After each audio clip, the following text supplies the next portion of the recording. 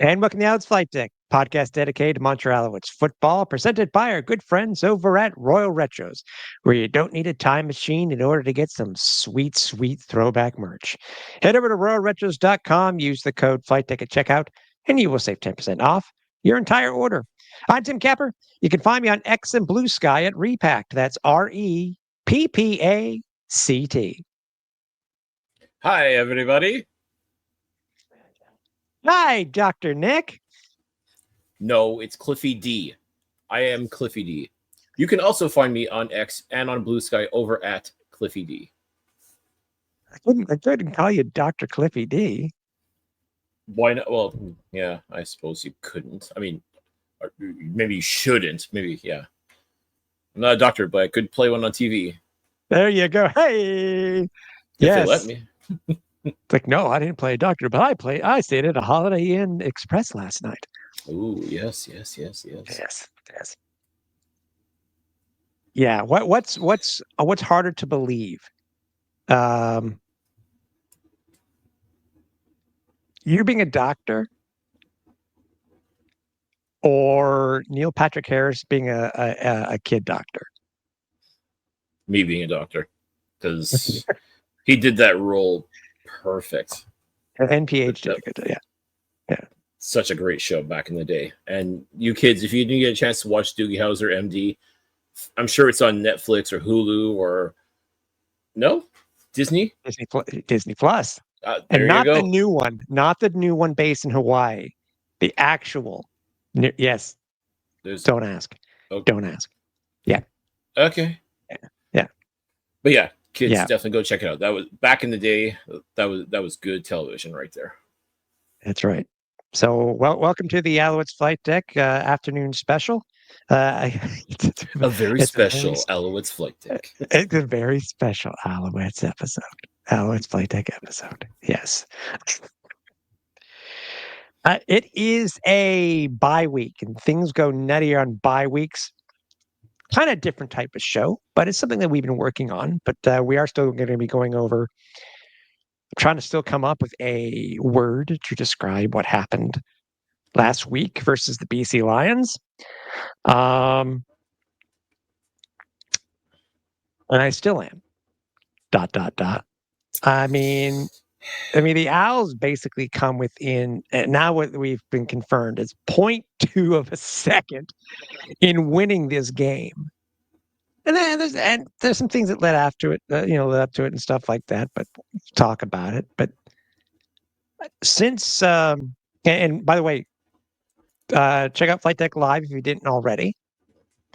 We go over it a little bit in detail there. Our first thoughts after the game itself. Check that out on YouTube and the audio version over at alouettesflightdeck.ca. Mm-hmm. Have you yourself come up with a word yet for the game itself and for this second consecutive loss for the Alouettes as they headed into the bye week? I guess I'd probably go with Shakespearean, because in a lot of senses, it was a comedy. In a lot of senses, it was a tragedy. There was much ado about nothing. And, we had a Macbeth in the game. Oh, there we go. How about this? Considering where the clock ended, how about a 0.2B or not 0.2B? Ooh, okay. You know what? I know school is out for summer, but you kids are getting an education right now, thanks to the Alouettes Flight Deck. So you're welcome. So yes, I think that would be a very apt way to describe this game. It was a roller coaster of emotions in a lot of ways. So funny though, because when I rewatched the game, like just rewatched the highlights anyways, there's a lot of instances where both teams wanted to win, and there were instances where it just felt like they were just going through the motions. And it's hard to believe Nathan Rourke had a really good game, because watching it live, he had some pretty good moments, but it just didn't feel like he put up the numbers that he did. Like it was like sneaky good in a way. And McLeod Bethel Thompson, played better than he did against Hamilton, although I still feel like that's damning with faint praise, but he didn't look so lost behind center. He wasn't perfect by any stretch, don't get me wrong, neither quarterback was, but it still amazes me that Montreal Alouettes won the turnover battle, were better disciplined penalty wise, and still came away with the a loss. ton. Yeah, I Yeah. know. Yeah, I mean, only one turnover. And that's the thing too. This game was really back and forth. I mean, it really was. I mean, it was one turnover. BC had 11 or 12 penalties for more than a CFL field's worth. That's how many yards they had. yeah. And there were things that led up to it. And I mean, if anybody can't tell, yes, the Alouettes did lose 21-20 to the BC Lions. You can say literally zeros left on the clock, even though it was 0.00.2, like I said, 0.2 of a second left on the clock. Just enough time for Sean White, former Montreal Alouette Sean White, to come on board and kick the game winner. I mean, you almost can't be mad about it, especially for Whitey, because we got nothing but love for Whitey, and definitely felt like he was a fan favorite during his time in Montreal. But there was times where he'd get the goat's horns, and I felt unjust. I mean, and what happened? What happened to him after he left Montreal is the same thing that seems to happen to a lot of kickers after they leave Montreal. They go and they win Grey Cups. They go and they have Hall of Fame careers practically. It's truly remarkable what being a kicker for the Montreal Alouettes can do for you. And whether you're playing for the Alouettes or leaving the Alouettes, I've always found it just a little bit fascinating, just what comes about as when it comes to the kicking game here in Montreal. I mean, it's almost like a blessing and a curse when you think about it. And obviously we'll get more into detail about it. But a couple of the things that I noticed, and I pointed out to you afterwards, and everybody know, the Owls lost. Point blank, the Owls lost. And so this is not sour grapes. No. I mean, again, the Owls have now lost 5 straight to BC, three in a row in Montreal. Montreal needs to stop this whole I can't be beating BC in Montreal or in BC. Can they please stop that first and foremost? Oh, the BC Lions social media had a field day. It's like, we don't lose here. Talking about Personal Wilson Stadium, and no, they do not. It's remarkable. It really is. At least recently, I completely agree with you. It's just that they just never lose. It just, anyways. One thing I wanted to point out to you, and obviously, everything at the end of the game basically was preceded by the Pierre Lestage dumb penalty. They usually say the guy that does something second gets caught, and that's what happened. Yep. Gets caught for unsportsmanlike and 15 extra yards, push the Owls back. Even though it was a great kickoff by the Owls, I will admit. I think that BC got the ball run, I think it was the 40. They're 40. Yep. And it led to a point where the Owls had them at third down. Very surprised at that point. I think there was like 6 seconds left. I think, or 3 seconds. There's like 3 seconds left. 3 seconds left. Right. And they didn't send out Sean White. I was very surprised. But then again, it makes you why they were still allowed to get the yards that was necessary. I think it was a 10-yard out. They ended up getting 12. It set them up with 0.2 seconds left on the clock, or 0. Whatever it is. Yeah. And I sent you the footage. And this is where I made sure I said it wasn't sour grapes. Do you now agree with me after seeing that footage that I sent to you? Usually, it's usually home cooking when it comes to the clock. Usually that's what we're led to believe. But on that play, right before, on that third down play that got BC within the yards that they needed for Sean White to attempt the winning field goal, I swear to you, that clock was delayed by about 1 second before it actually started on that last play. Yep. if you're to go by the footage, absolutely, it's incredible. And again, it definitely not sour grapes, because I mean, the Alouettes definitely did a lot of things to themselves that ultimately ended up costing them this game. You can't just pin it on one specific thing. There was a number of things that, like a series of unfortunate events that befell the Montreal Alouettes, and Well, it all it just wasn't led the up. Owls. It wasn't the Owls that did it. We can blame this on the clock operator. So the Owls had Sure, nothing to do with this one. in this instance, no, but I mean, you talk about the Pierre Olivier Stage, penalty at the worst possible time to take a penalty. There's not really a good time to take a penalty, but I mean, that was definitely not the time to do it. Jose Malto's doinking a field goal attempt. But this was early on in the game too, so I mean, getting no points out of that, breaking his streak of 14 in a row and getting no points out of that at all. Yeah, so I mean, that a lot of people want to blame Maltos for that, which to me is ridiculous, because he's just one aspect of the scoring for this team, and again, still is the leading scorer for the Montreal Alouettes. So I mean, I don't get that energy. I mean, realistically, there's multiple scoring opportunities the Montreal Alouettes had and couldn't capitalize. They could have easily had more touchdowns on the board, and it didn't come to fruition. Again, including the blocked extra point by the Owls, which was by Sean Oakman and picked up by Dequoy. Couldn't get around and was tackled. So that could have been another 2 points there. Yeah. No, it's true. You know, I think within this game itself too, and I said, I know you said you've watched the game again. You really think it was warranted for the newly branded replay center to step in on those two or three short yardage calls from upstairs rather than having them measure them? I don't remember. I don't. Which did you watch, TSN or the RDS broadcast rebroadcast? Well, it was I guess it would be the TSN broadcast. Okay. Yeah. Do you think it was really warranted for them to step? And I said, I know we said it in Flightdeck Live. It's good that they're stepping in. It's transparency and stuff like that. But in that type of situation, they're claiming that each of those times that BC made the line to gain, but if the refs see it that way, it's kind of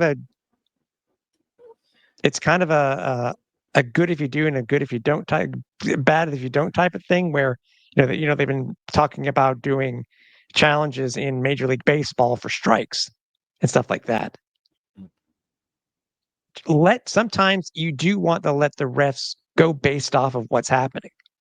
Let the refs make the calls. And if you have to step in on something egregious, yes.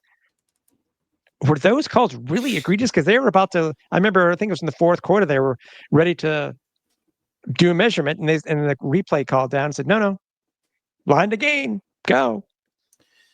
Yeah, and again, one would probably make the argument that they have got more angles. They'd be able to see things a lot better and be able to make a more concise decision.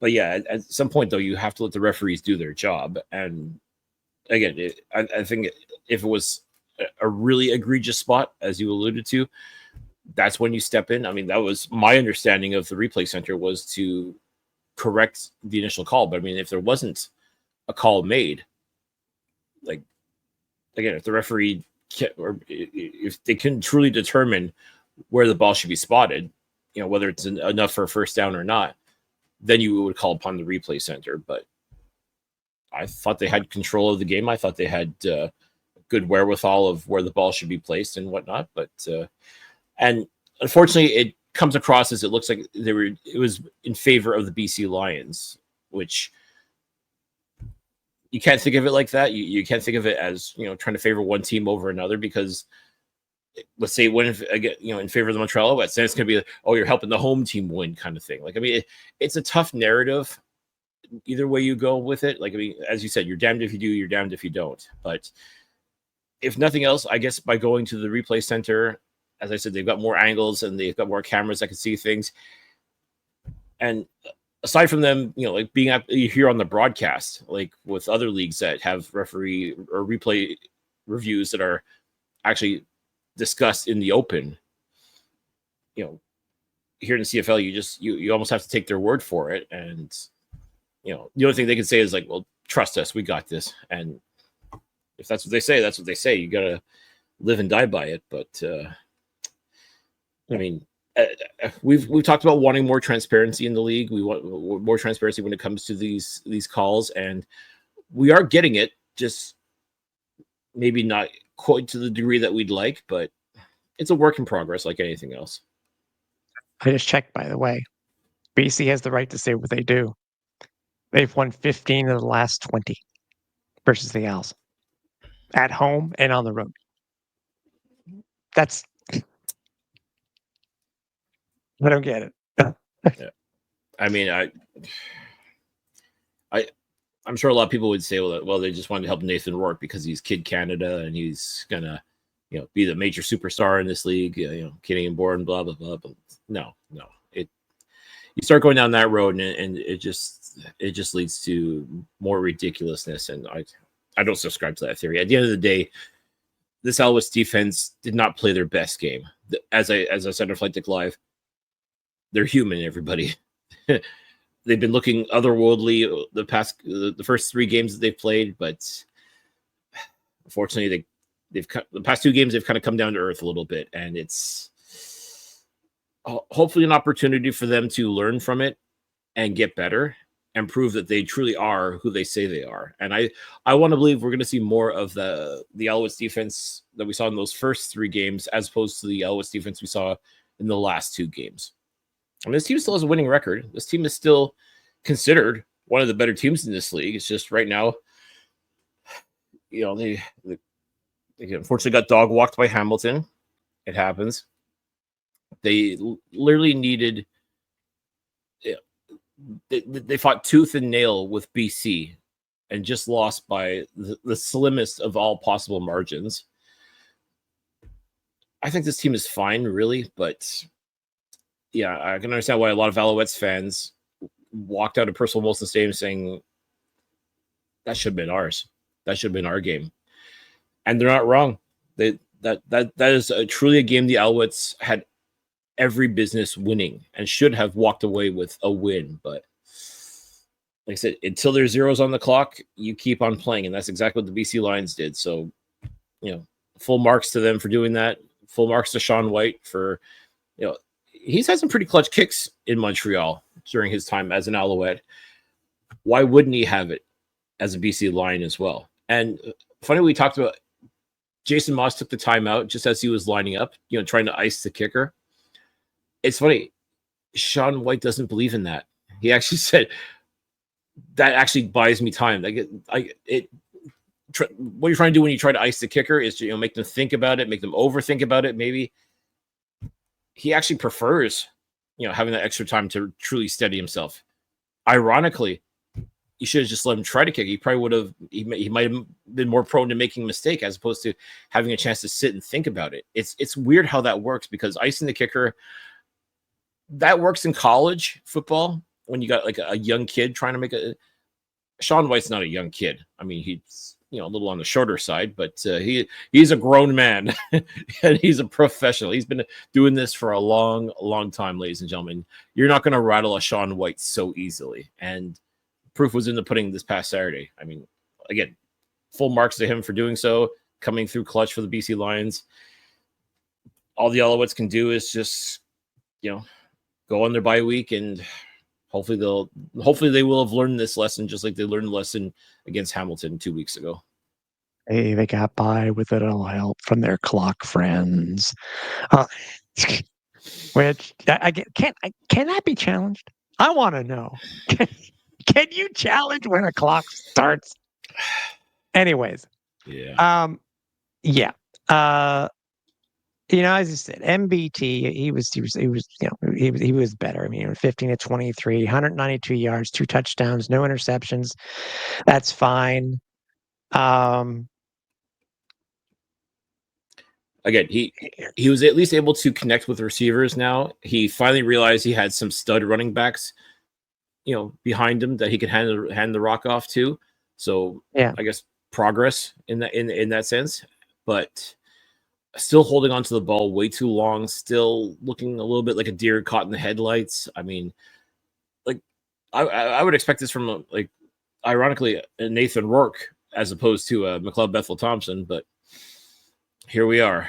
All this to say is, no disrespect to MBT, but Davis Alexander cannot get back on that field fast enough for the Montreal Alouettes. 20 total rushing attempts for the Alouettes. Leading rusher was STE with 76 yards. Travis Tice also chimed in with 21. Speaking of MBT before and Travis Tice, yeah, it was superhero night at Percival Molson, and they both tried to play Superman. Mm-hmm. I expect that from Travis Tice more so than MBT, but still, second week in a row for MBT.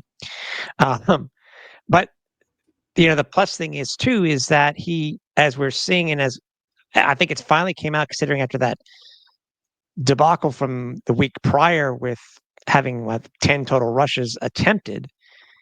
Besides them doing well on rushing attempts, he also used STE and Travis Tice out of the backfield very well. And, the Owls have been very known for that. Leading receiver was Tyson Philpott, 57 yards on 3 catches on 5 targets. As I said on Flightdeck Live, I really think that he was an afterthought in that second half. I think he only got 2 targets, one in the third and one in the fourth. Second to that was Cole Speaker, 54 yards on 3 attempts and 3 targets. Travis Tice, 37 yards. Tyler Snead, 30. ST is 22. And, Charleston Rambo. Okay. Charleston Rambo, 1 of 6. Speaking of things that potentially led to the Alouettes' loss, I thought that was pretty funny. This was funny. Obviously, anybody who's watching the game knows that basically Rambo dropped a clear touchdown. And one of the funny thing was, and I don't know if you had noticed it, Cliff, at the same time, his partner and daughter had just left their seats because we sit right next to friends and family, had just left their seats and gone into the lower section of the stadium. And then he drops the ball. My thought was, do they have to be around for you to catch these type of things? Yeah, I mean, I sincerely hope that's not what's going through his mind as he's playing football, but you never know. But yeah, that was a surefire touchdown, and I hate to say it, but that's been a bit of a pattern with Charleston Rambo, is dropping what seems to be surefire, if not touchdowns, then at least like catches that will definitely set the Alouettes up in great scoring position. And it's a tough pill to swallow. Like, I talk about the sophomore jinx, and let's not forget, this is Rambo's second season as a member of the Montreal Alouettes. I don't think the sophomore jinx affects very many people. It didn't affect Tyson Philpott his second season. It didn't affect Jeffrey Conte. It hasn't affected Jeffrey Conte Arcu at all. I mean, he's been playing like a house of fire. But Rambo, like, and maybe it's just, is it truly that connection with Davis Alexander versus McLeod Bethel Thompson? I mean, listen, at the end of the day, you're a professional. You got to be able to make those catches. And sometimes it just gets out of reach. Sometimes you're overthrown. And, MBT was overthrowing his receivers a little bit this past Saturday. But, I mean, that touchdown that could have been for Charleston Rambo, that would have been so beautiful. And it just couldn't hold on. It's disheartening. Was more close. That was more close than the one to Tyler Snead that you're talking about, just overthrowing. That was one of those type of things. But yeah, I think if Charleston needs to do anything, do as Tyler Snead did in Edmonton. Just go back and watch that film. Stay wide open, know the ball's coming, and don't worry about it. He just dropped it. That's funny. I actually made the joke. I wonder if MBT thinks he's got Sean Oakman as a receiver as opposed to Tyler Snead.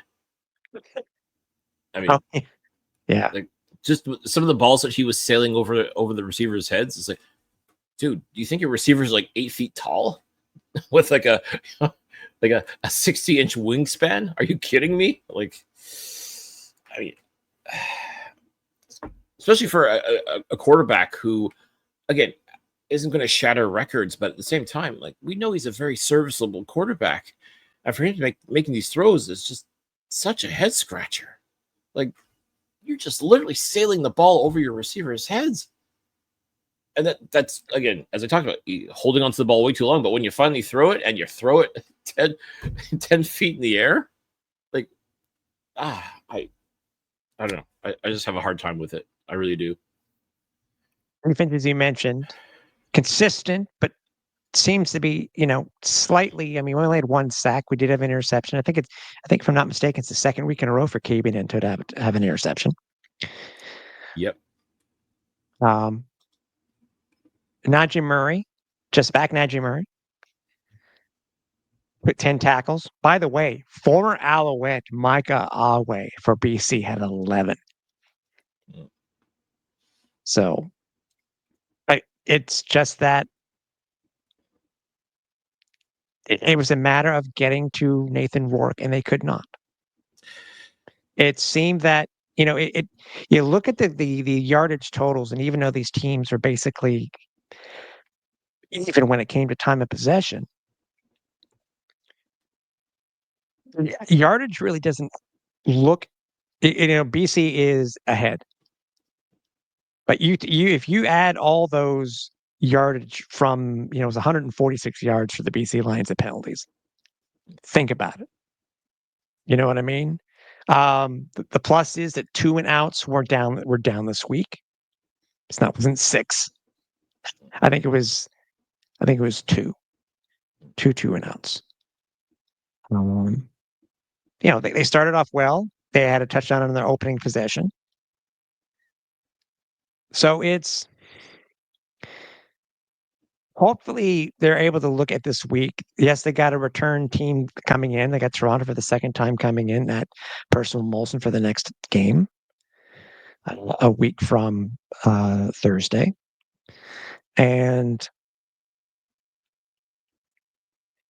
it's just a matter of who will be back. Practice will be on Sunday this week, has already been announced by the team. Mm-hmm. That will be the time, Cliff, where we will see how healed up Davis Alexander is. And one thing I want to say about DA, saw him post game, and I let it be known that I was very impressed, despite him being hurt. He is showing that much leadership by staying there on the field with him and still being a part of it, part of the play calling, et cetera, et cetera. And he looks at me and he goes, I wouldn't have it any other way. And to me, that shows a guy that is your leader, your QB1. No question in my mind. And also, too, when Caleb Evans had to come in for 3 plays because MBT took a bit of a lick, Davis was there too. Just not, I won't say coaching him up, but just being that positive encouragement for him. And I was a little disappointed that Evans didn't finish that drive, for example. Again, 3 plays and agreed. And he did well. It was a short thing, but he did well.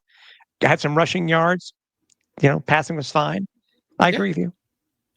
I mean, if I'd say this, and I understand it's slightly different, but if Edmonton can go 2 quarterbacks with Trey Ford and Cody Fajardo getting more than one series, they can do this with Caleb.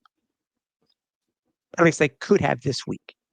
They could have, and in some instances, maybe they should have. Again, MBT was better than he was in Hamilton, but again, it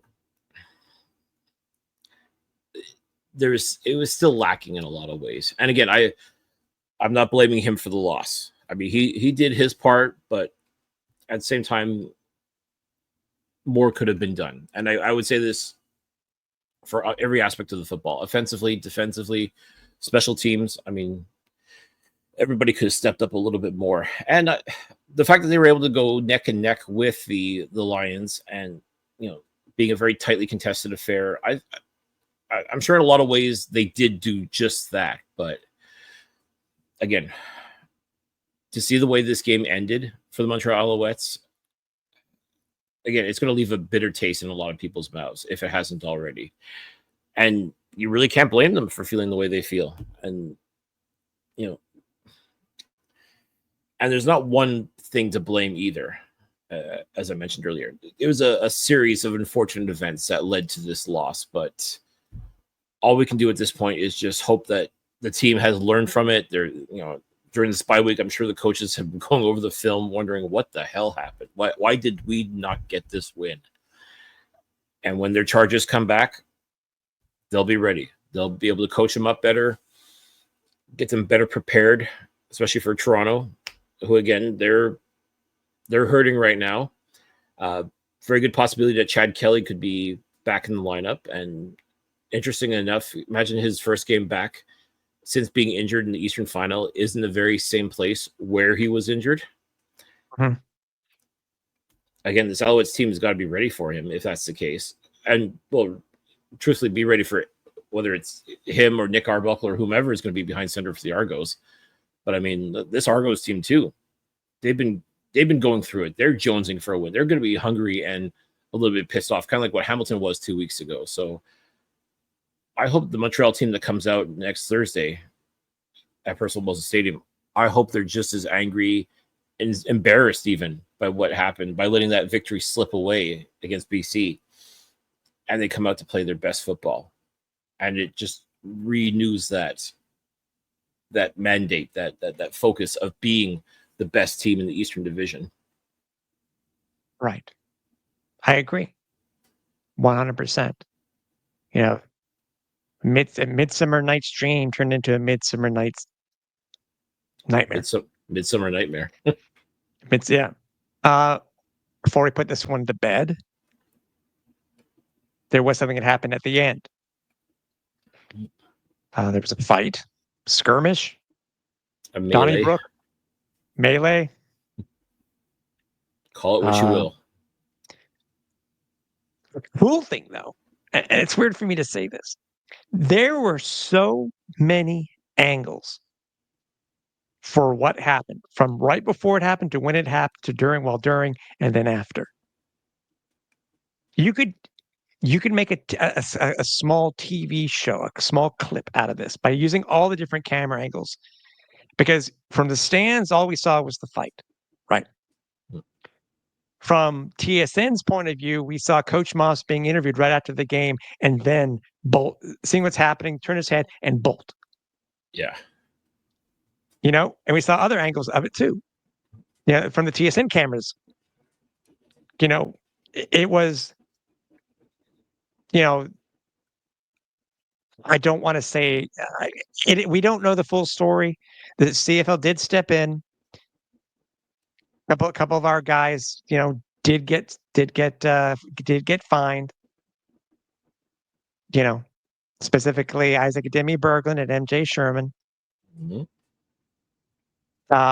What's funny, by the way, was this the cause of the penalty? Was PO's penalty because he was also fined for making an inappropriate contact with a TSN camera operator? Actually, I believe that was during his penalty, the one that set the Alouettes back. Okay. I think he may have, inadvertently or not, he may have made contact with a TSN cameraman, and I guess it came across a little aggressive. Anyways, but yeah. all in all,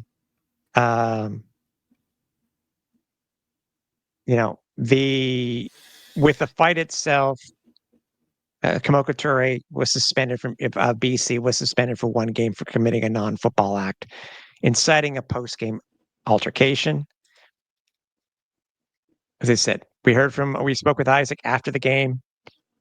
He had his side of the story. We've heard it's basically a he said, she said type of thing. Yeah. Or he said. Yeah. But the league stepped in. It could have been a lot worse. Isaac could have been suspended too. Sherman could have been suspended. PO could have been suspended. Wasn't the case. They were fined. Yeah.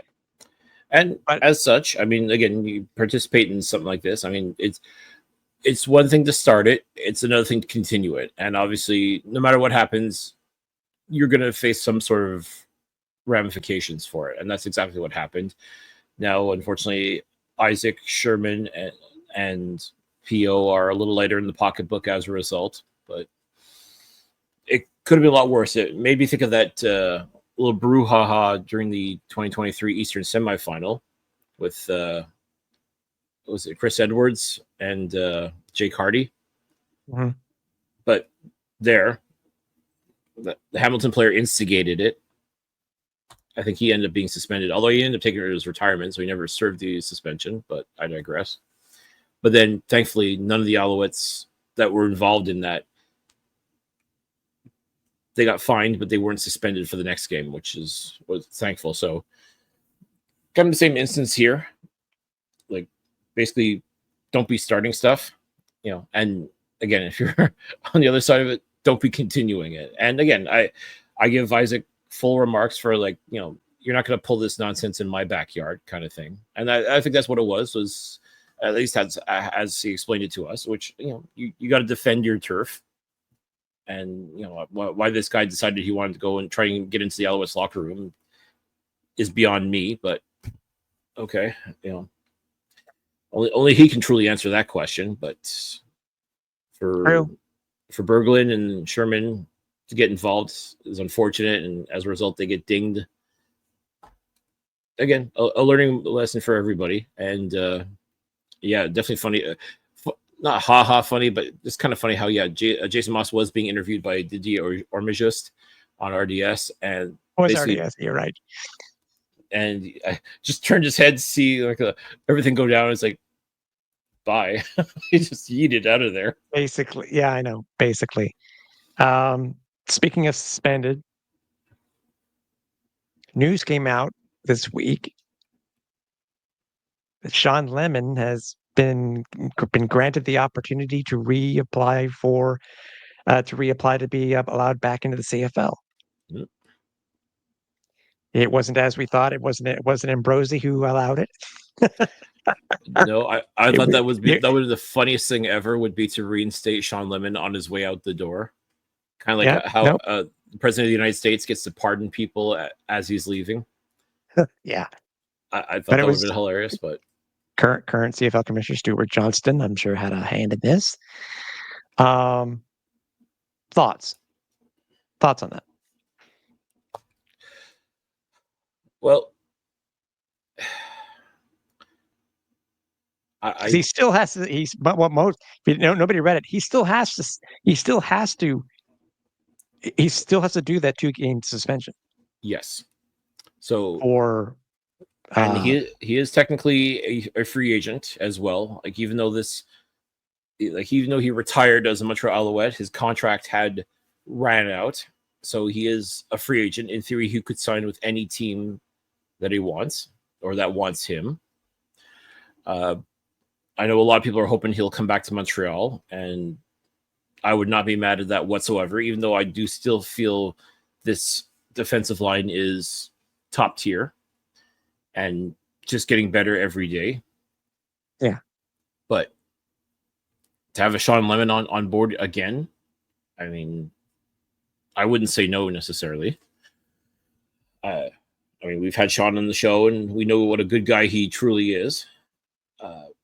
Would love to see him back with the Alouettes. If for whatever reason that doesn't happen, he goes somewhere else, and so be it. In theory, I'm sure a lot of people would like to see him sign with the Hamilton Tiger Cats. This way, he can complete the Kevin Glenn tour. He will have, at that point, been a member of all 9 CFL clubs. I'd rather he wait till he truly retires to do that, like sign a 1-day contract with the Tiger Cats in order to do that. But anyways, yeah.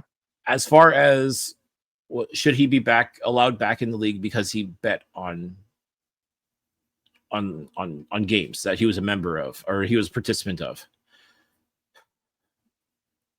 it really is tough. I mean, I understand the integrity of the game and wanting to keep that. And it wasn't like he was betting against himself or betting against his team. He was betting on himself, figuratively and literally, as a result. And it was. I think I think the whatever point you wanted to make, I think has been made. I think it should be clear to everybody now that you cannot gamble on the games that you're a participant in. I mean, if you wanted to go gamble on other sports, you're allowed to do that. Just don't gamble on games that you're a part of or in the Was the league that you're a or the part of. league you're a part of? Yeah. Yeah. Yes. No, don't. Like, Don't. like that. If that's not clear now, that should be clear. And I think that was made clear with the results as a result of Sean Lemon being suspended was you can't bet on your league. You know, the idea that this could affect possibly going into the Hall of Fame or being reinstated and continuing your football career. I mean, he's not a young man anymore, but I still think there's part of him that wants to kind of go out on his terms. Maybe try to get one more Grey Cup as a result. I mean, only Sean can answer that question. But as far as his legacy, I'm sure a lot of people feel it's been tarnished. I truly can't say that it has. I mean, he definitely shouldn't have done it, but I feel he also paid the price for it. I mean, he ended up being suspended longer than someone who was harassing a female coworker, for example. And there's other instances of wrongdoing that has been punished thusly. But I think any sort of punishment you wanted to give Sean Lemon has been given, and he's taken his medicine. And I would have no problem whatsoever with him coming back into this league and playing once again, whether it's for the Montreal Alouettes or for another team. I think, in a sense, he's done his time. So I don't know what he's thinking, if he's wanting to apply for reinstatement. Again, there's still no guarantee he'd get it too. I think that's the other thing that has to be taken into consideration, in addition to the fact that if he is reinstated with whoever he signs with, he still has to sit out 2 games as a result of all this. So I guess we'll see what happens. I mean, as I said, I wouldn't be mad to see Sean Lemon back with the Montreal Alouettes. I think he'd like to be back with the Montreal Alouettes. I think he likes the culture here. I think he likes what this organization is about. They've given him a chance to shine. His career. Yeah. As I said, go out on his terms. Let him decide when he wants to call it a career, as opposed to a commissioner for something, again, not allowed, but at the same time, I think he wants to go out on his own terms. So I hope he gets the opportunity to do that. As I said, it'd be great if he came back to Montreal. If he ends up going to Hamilton or anywhere else, so be it. But all this to say that I would not be mad if Sean Lemon does get reinstated in the Canadian Football League. The story I sent to you today came from TVA Sports. Talk about Jonathan Senecal, the Owls' 7th round draft pick this year out of UDM. Mm-hmm. We're talking about sour grapes at the beginning of the show. Is this? He basically felt he didn't get a fair shot. Just to give the Cliff Notes version of this, and we already said he has, even though he still has a year of eligibility left at UDM, he's not going to do it. He's going to center on because he's already graduated. Yeah. Well, there was a quote in there from Alouettes G and Danny Machocha talking about how it was a tough year to be a quarterback with the Alouettes. Because if you think about it, we saw that it was nice to see that he was drafted, but yet they had just signed they signed MBT to back up Davis. We didn't think Caleb was going anywhere unless his injury was worse than we thought it was, but it wasn't. He was able to come back from it. James Morgan has shown some signs of improving and learning the game. Being drafted and being 5th already on the depth chart is tough. And I think he was kind of, I think he said you really can't show how good you are.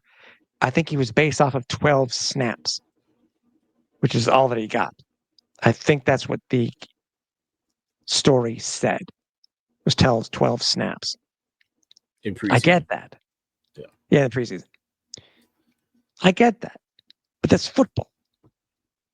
And there are good times to come in, and it really makes me wonder, was the Alouettes pick, again, 7th round draft pick, was he ever going to get a fair shot being being the 5th quarterback? Probably not. I'm sure he did go. I know we've seen, those diamonds in the rough come out of nowhere and make the team. I think it really just was a bad time for the Alouettes to draft a quarterback. I think Jonathan would not have been drafted. I don't think he would have been drafted. Again, I don't know the thoughts on what the organization was thinking, but he's just coming out now. I mean, yeah, we're 5 weeks into the season, but that's football. We've had guys who we thought they were going to make the team, didn't, and never show up again in the CFL. Or if they did, it was just for a cup of coffee. Yeah, sometimes that's it. Sometimes you only get that one opportunity, and if it doesn't pan out, it truly doesn't pan out. I mean, it's tough. I feel for him in a sense that, as you said, actually 6 weeks now into the Canadian football season, and no one else has come calling for him. There hasn't been a need. And again, once you're released, you're a free agent in every sense of the word. Like, you could sign with anybody and join their practice roster and hopefully get the opportunity to showcase what you can do. But that hasn't happened for young Senecal, and it's got to be frustrating for him, especially to Crichton winner, Vanier Cup champion. I mean, his resume in university ball is outstanding, and the thought is too, with all these Canadian quarterbacks suddenly getting a lot of love, that maybe this was going to be his opportunity to shine as well, and maybe just needed that opportunity, and for whatever reason didn't get it. And I'm sure it was tough, especially too, because I mean, Davis Alexander, we knew was going to be the quarterback no matter what happened, no matter how lousy he was during the preseason. I mean, automatically you knew it was, it wasn't going to happen. There was not a worry when it came to Davis Alexander. MBT, I think, got a little bit of that treatment as well. Although I personally would have liked to seen a little bit more from him. And quite frankly, what he did was, it would have been enough for me to keep him on the roster. Like at that point, you really are going based on the name and the reputation that precedes you. I remember you and I debating about Caleb Evans and James Morgan. Like, how do we keep those guys on the roster even? I mean, because they were they vastly improved, especially Caleb Evans. Like, there's no way you can get rid of this guy. One, he's your short yardage specialist, and two, he looks pretty damn good playing as an actual quarterback. And James Morgan, we've only begun to scratch the surface of what we've been able to see from this guy. Kind of like Davis Alexander. This is a guy who's been released from the Alouettes twice. And they still brought him back. He's shown the Owls that he can learn the system and he can play. Yep. And that is extremely valuable, especially when a Davis Alexander goes down to injury, because all of a sudden you were 4th on that depth chart, and now you're 3rd. You could be called upon if, God forbid, MBT gets hurt or Caleb Evans gets hurt. I mean, you know where you are in the pecking order, but at the same time, you still got to be ready. You still got to know the system, and that's exactly what it is with James Morgan. Could Jonathan Senecal have been there? Possibly, but obviously the Alouettes were not going to burn a practice roster spot in hopes, for that feel-good story of, the young local kid playing for the hometown team. I mean, that stuff is cute for Disney movies, but when you're talking about like a professional team, vying for a championship, putting forth the best roster possible. I mean, if they didn't feel like he had it or could get it, then they were going to keep him, and that's exactly what happened. And again, I don't blame him for being disappointed or maybe even a little bitter about the whole experience. But I mean, that's football. That's Football football. really loves nobody. I think it just goes to show, and I agree with you. I don't think they were going to burn a practice roster spot on them, considering you got to admit, I'm sure you're surprised as I am that they have kept 4 quarterbacks on their active roster all year, all year. And And if they everybody knows what the rules are, and remembers what the rules are for practice roster, anybody can be claimed at any time by another team.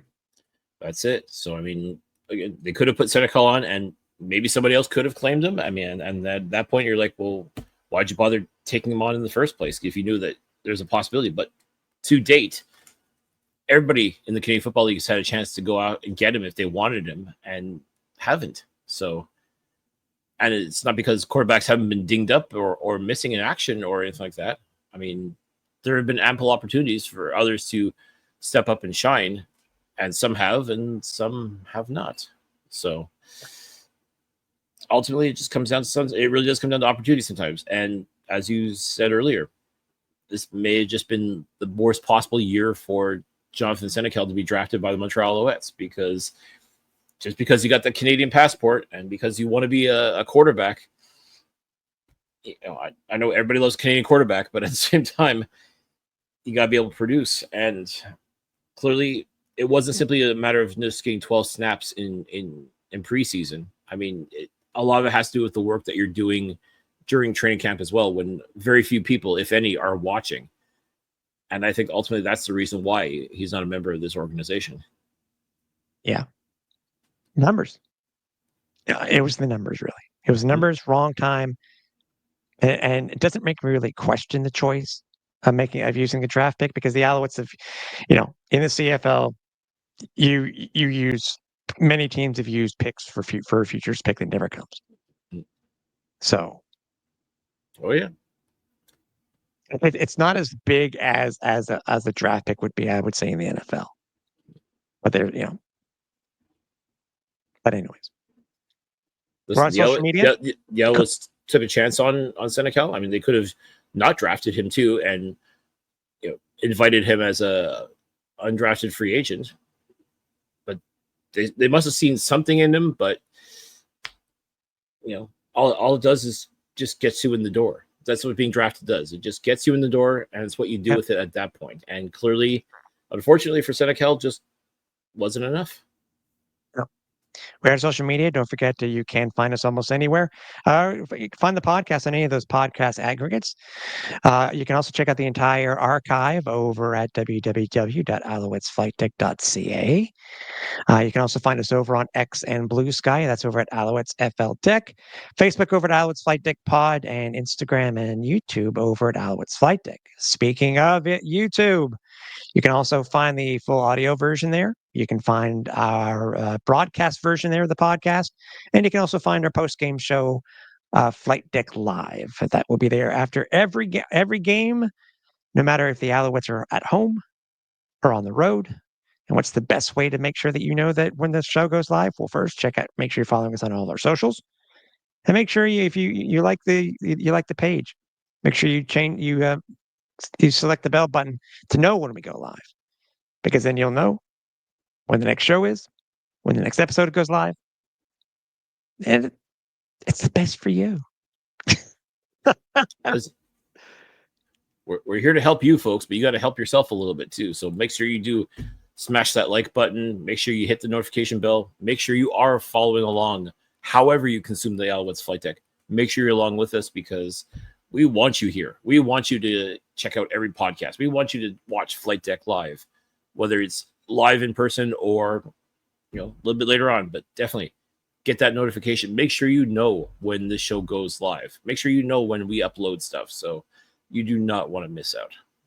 That's right. You want to find merch?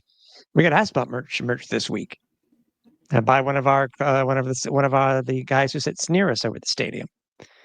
He said he was going to go to flightdeckgear.ca, and no, this is a real story, and I'm not making this up. This is a real story. Cliff can vouch for me. And he wanted to know where he could get the Cartoon Bird 56 shirt. Gave him the link, flightdeckgear.ca, and I haven't checked yet. But he said he was going to order one. But you can find that there. You can find our little Big Mac shirt. You can find anything that has to do with our 10th season anniversary, the shirts and the stickers, etc. They're all there, along with the merchandise from from our logo, for the Alouettes Fight Deck podcast logo. We got some stuff coming up that will be on the site very soon too. Yeah, and also definitely make sure, folks, if you haven't had a chance to get your merch. I mean, you won't get it in time for Thursday's game if you're going to person with Molson Stadium, but order it up now because, I mean, it's great stuff. In time for the Thanksgiving Classic. What a better way, what a best time to do it. There you go. Yep. And also, we want to thank our presenting sponsor again, Royal Retros. Or if you go to royalretros.com and use the code Flightdeck at checkout, you will save 10% off your entire order. As I mentioned at the beginning of the show, it's one of those, we're limited in what we can do when it comes to bye weeks. Players are off, can't get them in. If we want to get somebody non-team related, sometimes they're busy or whatever.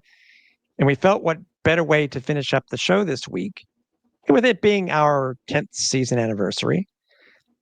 Cliff and I would just do a little bit of reminiscing, and we hope you stay with us to hear about us talk about the past and what we've done with the show since it first started in 2016.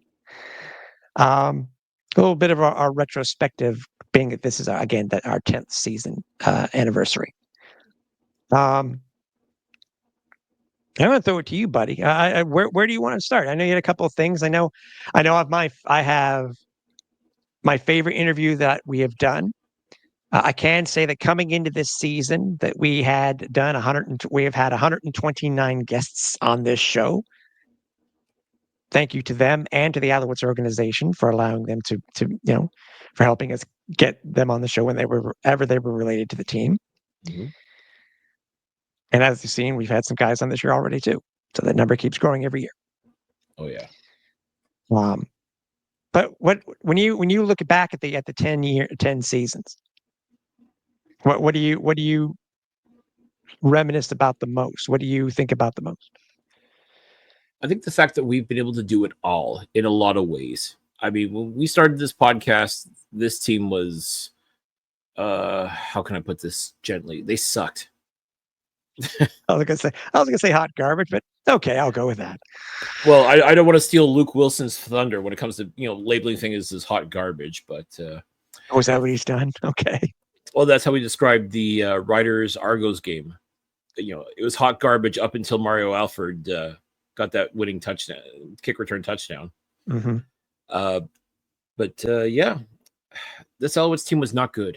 I mean, and it was tough because you want to focus on the positive as much as possible. I mean, I know some members of the media just love to take the negative and extrapolate that. And okay, if that's your game, that's your game. But I know we wanted to be a positive voice for this organization, and they needed one. Let's be honest. I mean, and I think a lot of the fans in Canada too wanted to know what's going on with the Montreal Alouettes, and just assumed that because it feels like everything's in French, that there's no real English representation. So we wanted to be that voice. We wanted to, offer up our thoughts, good, bad, or other, and do it in a fun, informative way. And, I think it took a little while for us to get there, Tim, but I think we've done a pretty good job so far. I was actually thinking back, we would have segments, like we were sponsored by Bad Monkey Popcorn, which is a local company here in Montreal. And we did get that sponsorship money back then because barely anybody knew who we were, but we got paid in popcorn. So we got to do popcorn taste tests, which I have to say, I think it would have been better if we were on video back then. I may have been a little bit better, but the audio of people, like, again, and maybe we were ahead of our time with this whole ASMR thing, because I don't know how exciting it was for people to listen to us eat popcorn and comment on it. So that was one of those things that's like, okay, well, it's something, right? Because what else are we going to talk about? Just how the Alouettes blew another game, or some of the questionable decisions that this organization had made. I mean, the first couple of years of this podcast, I mean, trying to find positive was, I think, easier said than done. Yeah, I agree. And we were always trying to, as I said, even though we were that little slice of Montreal sports media, trying to give it a give and take for what it would be, what it would something would show up in the Gazette or something would show up. Somebody would say, what they would say on one of the shows on TSN 690, and same thing within the French media, just trying to give that little bit of spin. Um, yeah, it took a while. You know, it didn't matter that I came into the show having almost 20 years of experience doing podcasting. You know, in 20 years, I still do my ums, ahs, and ahs. I still do it, but that's a part of me. Um, that was my ums. Uh, And another. but it's been fun to see. You know, we've wanted there are certain things we've wanted to do. I don't know if anybody remember that. We would still love to do this one day. You know, we people need to remember at one point we actually had an idea and we actually had the go ahead from Nolan Orr where it was gonna be one of our first ever podcasts done taped on video, and we were gonna do it from the Alouettes plane. Something I don't know if we have ever really mentioned that on air. We've teased it. We've sort of, put it out there a little bit, but we never actually went into detail on it. But yeah, the idea would be to do the Alouettes flight deck on an actual flight deck. Yeah. To me, it's something that if we can pull this off, I would absolutely love it. I think it would be a great thing, but the day we logistics have been a challenge, but maybe one day we can pull this off, and if we can, we really hope everybody tunes in, because I think it's something that we would do an extremely well, a job that would be done extremely well, as far as I'm concerned. I think it's, you know what, with all honesty, I look back and that was really in the early days. I think it actually was too soon. You know, we've been able to do video now for almost 3 years. Yep. And it's just improved, how we've done the show. Yeah. I think it was too early. We now really have the means. We really do have the means now. Yes, we know there needs to be different lighting. We know there needs to be at least a competent,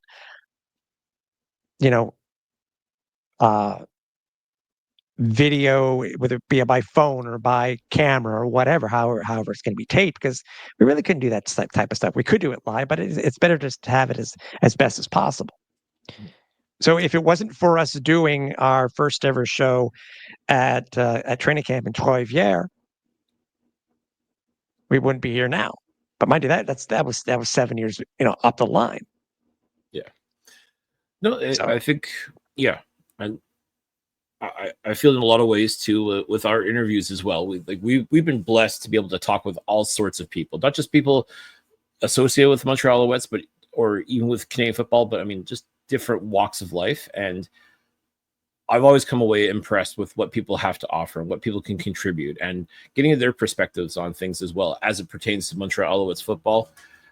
So much fun. I think I'm curious. You mentioned your favorite interview. I want to know what your favorite interview was. It's funny. It is, and it's just, it's funny. I can say interviews that we've done, and then I can say interviews that only I've done, because I think there's only been one. If I remember correctly, in our history, there's only been one. But it had to do with that gentleman. Also, it wasn't that one in year one where Mark Waitman came on. It was the second one we did that we did with Mark.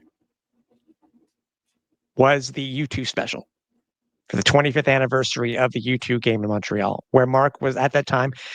We didn't know he was going to be hired in February to be the Alouettes president and CEO again.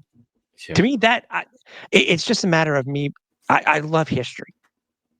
I've done enough historical podcasts that I found that you learn a lot more, because people are usually freer to talk when they're not associated with the team that they're currently with, or they're still in the biz. That's fair. To me, I think right now, again, I think people go back and do a search. I go back and check and say it's 2022, if I remember correctly. I think it was 2022. Mm-hmm. You know, it's an idea that I felt had to be done. We needed to know about the team. There are so many inside stories about it. And what better guy to talk with? And as you're saying, we have been blessed. We've been lucky to have the president and CEO on a couple of times. We've been trying to do this yearly thing with the state of the team. We've had owners. We we had Gary Stern on. So much stuff happened in that conversation, by the way, because we weren't doing video at the time. And I really wish we had been at that time because I don't know, I think we did keep it a part of it. I can't remember or not. But the time where basically he's doing the conversation with us and his assistant turns the lights out on the office. Yes. That would have been epic. Yeah. But, so, obviously we're going to figure out what we're going to do for this year's state of the team. But that's just all about trying to figure it out. And the fact that we've had multiple presidents and CEOs come on to do this annual state of the team with us. I mean, it's not just one person doing it year after year after year. It's now been multiple that have done it. And again, it's always been interesting just to get that particular gentleman's perspective on what he's seen, what he's lived through the entire year, and what he feels is to come. To me, it's a conversation that needs to be had, one that should be had. I think every podcast, if you have a chance to talk with your team's president and CEO, just to go through the year that was and to sort of look ahead to what the next year is going to be all about. Personally, I find that extremely fascinating. So I want to believe that no matter what your team is, like, to get that perspective from your head honcho is always one that's it's an endeavor that's well worth looking into. And we've been lucky to have GMs. We've had head coaches. We've been very lucky with this. I mean, you're talking about that. We had Mark Waitman in year one. I know you weren't a part of that interview, but year one, having the president on. Who would have thought? Yeah. But there's so much with it. I mean, for you, what stands out to you as being here? Because we've talked to alumni, we've talked to players. Again, we've had quite a few people on. Again, 129 total interviews over the past, up to the beginning of season 10. For you, which one really stands out for you the most? Oh boy, that's very loaded because we really have talked to a lot of football people, and I've learned so much from them as a result. I'm just going to start naming some random ones. It's not I don't have like a top 5 or anything like that, because I mean, it's really hard to choose. I mean, and I really don't want to feel like I'm favoring one over the other. But I mean, I think back to our interview with Kevin Glenn, I think is an all-timer, because that was a few years in the making to make that happen. And when it did, it was well worth the pay. It was well worth the wait. It was well worth the pay. The payoff was absolutely phenomenal. Talking with Jeff Reinbold was incredible as well, because not just from a football perspective, but from a life perspective. I mean, the guy is just pure positive energy and just an absolute delight to talk to. Being able to chat with, the guys that we grew up on, so to speak, in Anthony Calvillo and Ben Cahoon. Yeah. Being able to get them on, especially Ben Cahoon for our 100th episode. Absolutely amazing.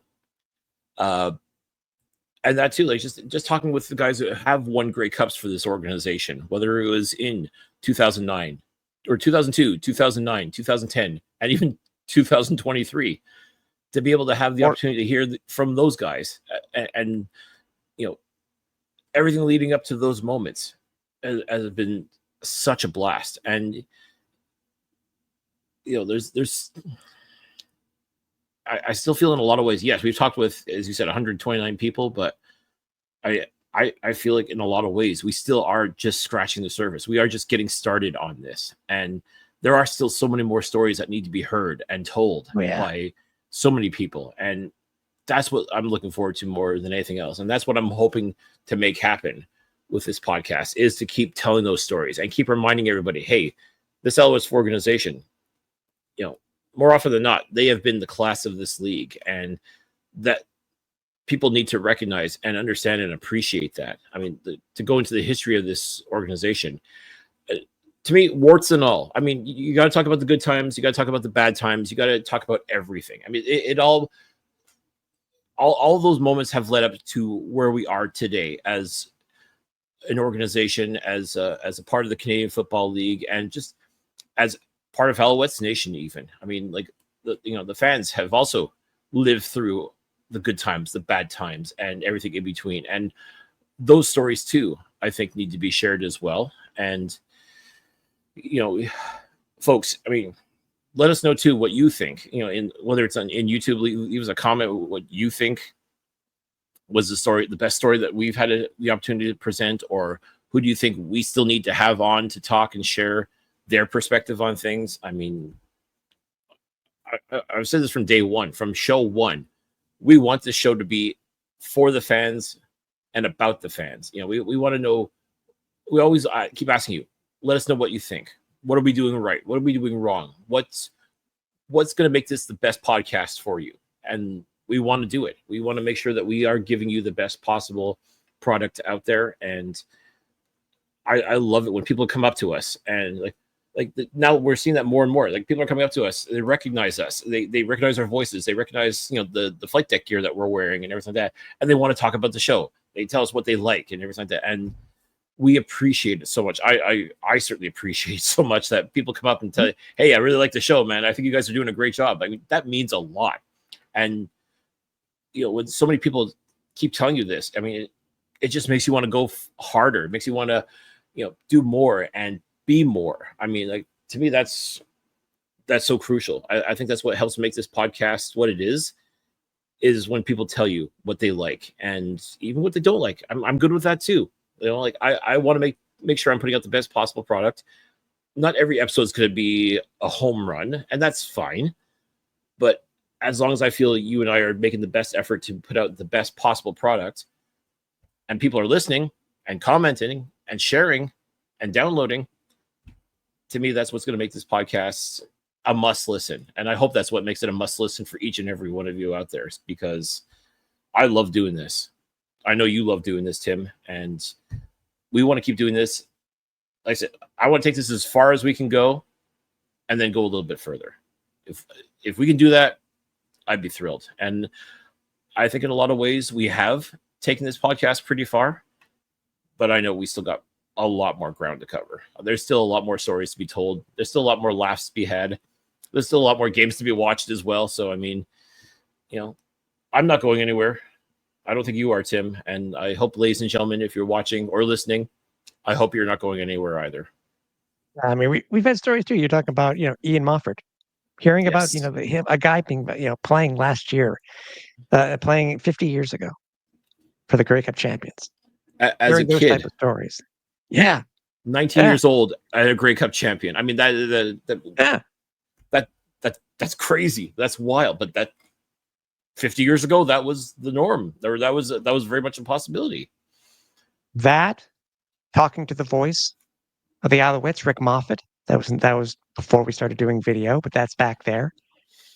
Absolutely. A legend in himself in Montreal radio.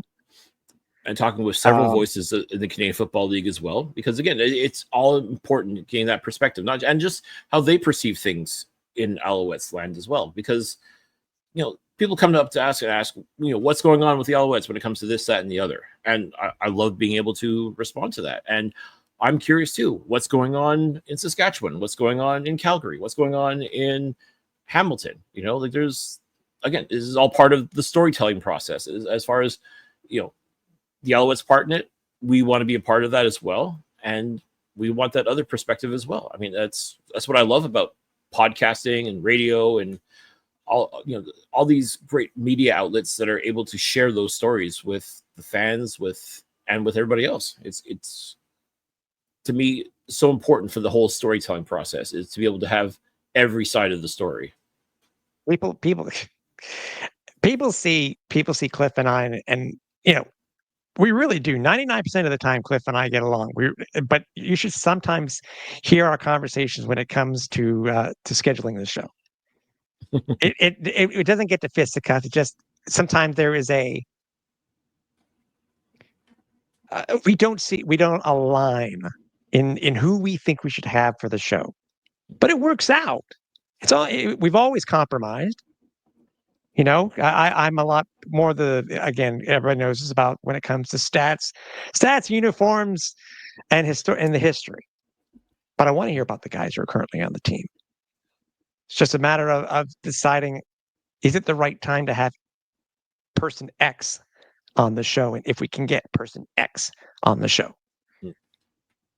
That's what having a good co-host is all about. Yeah, and I because there have been a couple times where I've said we're going to have so and so on the show, and you were not sure, and then to me, when it works out, there's nothing better. And like I said, we've had some interviews that are kind of like it was like pulling teeth trying to get answers. I mean, again, I don't think it has anything to do with us. I just think it's a matter of sometimes some people just aren't ready for the spotlight, so to speak. Not that I'm saying this is such a massive spotlight that everybody wants to be a part of, but like some people just don't interview well, and that's okay. Yeah. Some people just aren't. It's not their thing. But when you land on that one guest that totally gets it, totally wants to be a part of this, has fun with Tim and I, and when they hang up the phone, so to speak, or disconnect from the call, however you want to, I guess, however you put the terminology, when Tim and I look at each other like, holy cow, that was amazing. Like, yeah, and that's the way it's been sometimes too. I'm sure Cliff has not agreed sometimes with somebody who's I've suggested and we've gotten, but it's worked out well. Sometimes we've been like, both of them like, didn't matter who made the choice. It was like, as Cliff just said, it just didn't work. Yeah. But it's just about, choosing who we can, and, it's about bringing the stories. We may not be a CFL centric show, but we're still part of the CFL. We want to bring every point of view. So whether it be a first year player, whether it be that guy, Vernon Adams, interviewing him, most people may not remember this, interviewing him for the show in the bowels of Percival Molson Stadium when the Alouettes held it was their training camp at Percival Molson, and we interviewed VA. Yeah, before he was big play VA. Yeah, and so and it's funny. There have been many positives. We've had our challenges, but there have been positives, and we're grateful for even the challenges. I think that's what helps make us better. I mean, to me, it's you don't win or lose. You either win or you learn, and I think that's the thing. I think there's a lot of any misses that we've had. I like to think of them as learning opportunities. Like, okay, maybe next time we don't do that. Maybe next time we don't ask that question. And there have been times too where I feel like I've maybe overstepped my boundaries, or maybe said something that kind of came across as possibly confrontational. And it's not meant to be that. Like, to me, it's just a matter of, I want to learn. I want to, I want to understand why this is like this. And sometimes you do have to ask some uncomfortable questions. And to me, it's, I would hope all media thinks that way.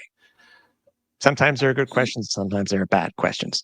Listen, there are plenty of bad questions. Don't get it twisted. I don't care if you're a fresh-faced rookie or a grizzled old veteran. I mean, I've heard some real doozies, and it's easy for me to say, "Oh, Jesus, you were going to really ask that question?" But I'm guilty of that too. There's been times too where I'm like, "Oh, was that really? Should I have asked that?" And it's like, it's tough. But again, I chalk it up to learning. I chalk it up to, okay, maybe I could have asked that in a different way. And then if I do, the next time around, I get a chance to talk, whether it's with that particular individual or somebody else. It's like, oh, remember the time okay, no, we're not doing that, but we're going to try this.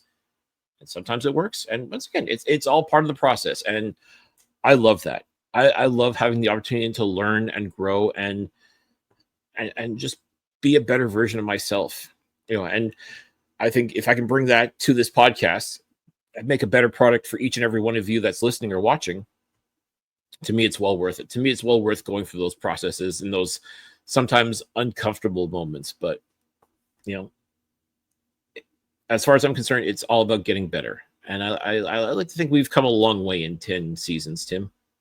I think so too.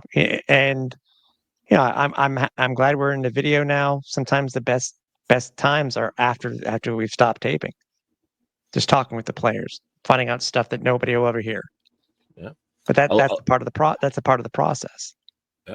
I think also too 2023 Grey Cup, being blessed to have the media access, which again, full disclosure, I've had media access to the Grey Cup for several years now, but with the Alouettes being in the Grey Cup game, I had the opportunity to speak with players more after practice and do interviews for this podcast. And what a treat. I mean, that was such an incredible privilege and one that I don't take lightly. And even now, I'm still kind of like, holy cow, we really did that. We were able to do that, was to sit and talk with multiple players. And I think we did something like 20 interviews between media day and the practices, the walkthroughs, the post practice sessions. And there is a playlist. There's a playlist over on our YouTube page.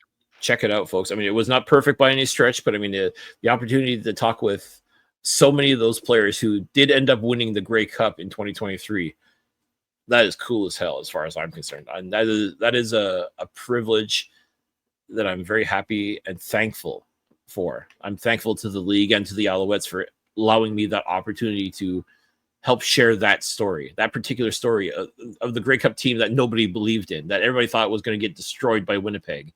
And look what happened. I mean, look back at some of those interviews and I was like, wow, that is so incredible that we were able to do that. And again, it's because of this podcast and just building that momentum. And yeah, that is definitely something I will a memory I will treasure, I think, for the rest of my life, is being able to have that opportunity, not just to watch the Alouettes win the Grey Cup, but be I don't want to say a part of it per se, because obviously I wasn't on the field. Like they would have won or lost the game with or without me doing interviews there. But to know that I was a part of that whole buildup and that road to the Grey Cup, that's incredible to me. Like that's something that I'm very thankful that I and you as well, when you were able to join me in Hamilton, you got to be a part of that as well. And I think that just made doing this podcast so much more fun.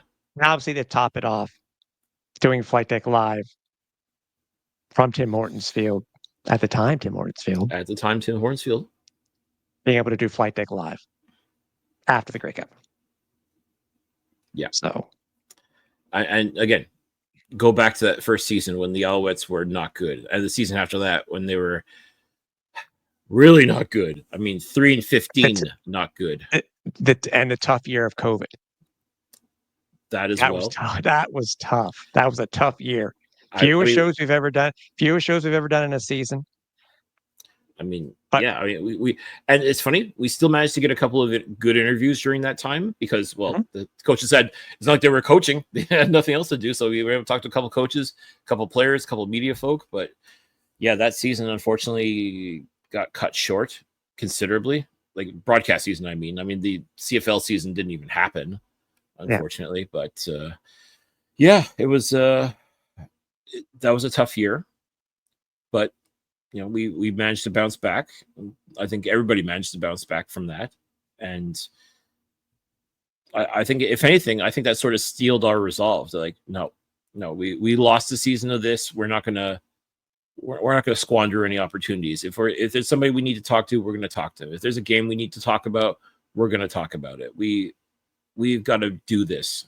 We got to do this for the fans. We got to do this for everybody paying attention to the Montreal Alouettes. We've got to be that voice. Like to me, that it was paramount, and there was just no looking back at that point. No. So obviously, we appreciate everybody who has listened and watched over the years. 10 seasons in, as Cliff said, we don't plan on stopping anymore anytime soon. So Again, thanks. Thanks, everybody. I mean, we appreciate you listening, appreciate the feedback, appreciate watching, suggestions, everything. You know, Everything. we said we've joked and said many a time, but it's true. Wasn't for anybody listening or watching, we'd be talking to ourselves. Basically, yeah. I mean, it's not even one of those situations where, well, at least my mom watches the shows. Like, because no, she does not. She's not the most tech savvy person. So, Yeah. So, I think that's a good way. Again, 10 in, more to come. Obviously, because we are currently in our, into our 10th season, and we'll be back obviously next week with the show. There is no Flight Deck Live this week because there is no game. But entertain yourselves, damn it. Yeah. If you are if you're a season ticket holder and going to be at the season ticket members day, we'll be there. Come say hey. Yes. And remind you, I think the team has announced it, so we can say it. Practice this week, even though it is a short week technically, because the game on Thursday. First practice will be this Sunday at Statty Bear at 12:45 p.m. Eastern. So come on by. Yep, it's free. So definitely, if you're looking for something to do on the weekend, if you're not a season ticket holder and you still want to see the Alouettes, then you got no excuse. Come on Sunday, check it out. It's open to the public. Great chance to see how this team's going to prepare for their second match against the Toronto Argonauts. And again, got to get off this. Are they really on the schneid? But yes. Okay, fine. This is technically a losing streak they're on, technically, but it's a new week. Questions will be answered on Sunday, in my opinion. Agreed. But if you go according to what Coach Jason Moss has already stated, and even though it was stated, I think in the in the post-game press conference after the game versus BC, he's expecting Davis Alexander to be ready. We will know for sure on Sunday. Yeah, and I think I don't want to say it's going to cost us the season not having Davis Alexander, but at the same time, this team plays a lot different with him under center versus a McLeod Bethel Thompson or, to a lesser extent, a Caleb Evans. Not putting any of those guys down, but this team really does hit different when Davis Alexander is playing as quarterback. So having him back on the field at 100% is the only way. And that's where you're going to see this true Alouettes team, because those first three games where Alexander was behind center, absolutely phenomenal. You got to see what I feel is truly what this Alouettes football team is all about. And ideally, you want to get back to it sooner rather than later. So here's hoping a brand new week. Everybody's back from the bye, rested, recharged, refocused, and ready to get back to winning, because simply put, this Alouettes team is has too much talent and it's just too good to not be, as far as I'm concerned, 5-0. But 3-2, that's where they are. Let's see what the next chapter of this football team is all about. Exactly. So we'll see you guys next week. Get ready for the next week of action leading up to the game on Thursday between the Alouettes and the Toronto Argonauts. So for the final time this week for Cliffy Day, I'm Jim Capper. We're on Final Approach.